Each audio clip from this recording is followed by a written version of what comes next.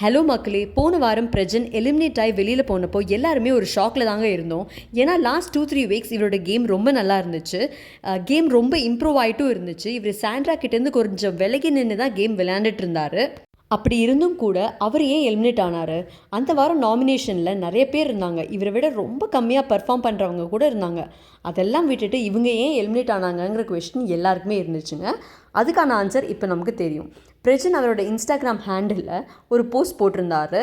அதாவது dubbing finished, gearing up for the release, exciting updates on the way, fingers crossed, ஓம் நம சிவாய அப்படின்னு போட்டிருந்தாரு. So something is on the வேங்க. அது என்னன்னு தெரியல. எதர் ஒரு மூவி இல்லை சீரீஸ் இல்லை சீரியல் ஏதோ ஒன்று ரிலீஸ் ஆக போகுது. அதை பற்றி ரொம்ப எக்ஸைட்டடாக போட்டு டப்பிங் ஸ்டுடியோலேருந்து ஒரு ஃபோட்டோ போஸ்ட் போட்டிருப்பார். ஸோ இதுக்காக தான் இவர் வெளியில் அனுப்பப்பட்டிருக்காரு. ஸோ இவர் வைல்ட் கார்டாக உள்ளே வரும்போதே இதெல்லாமே ஒரு மாதிரி பிளான்டு மாதிரி தான் தெரியுது. இவ்வளோ வீக்ஸ் நான் உள்ளே இருப்பேன், கேமை கொஞ்சம் ஹைப் பண்ணி கொடுப்பேன், அதுக்கப்புறம் என்னோடய டைம் வரும்போது நான் வெளியில் என்னோட மற்ற ஆக்டிவிட்டீஸை நான் பார்த்துருப்பேன். ஸோ இவருக்கு கொடுத்த டாஸ்க் இவர் ரொம்ப நல்லாவே தான் பண்ணியிருக்காரு. ஏன்னா வைல்ட் கார்ட் கண்டஸ்டன்ஸ் உள்ளே வரதுக்கு முன்னாடி பிக் பாஸ் வேறு மாதிரி போயிட்டு இருந்துச்சு. இவங்க உள்ளே போனதுக்கப்புறம் நிறைய சேஞ்சஸ் வந்திருக்கு. ஸோ இவருக்கு கொடுத்த வேலை இவர் கரெக்டாக பண்ணிவிட்டு வெளியில் வந்துட்டாருன்னு சொல்லலாம்.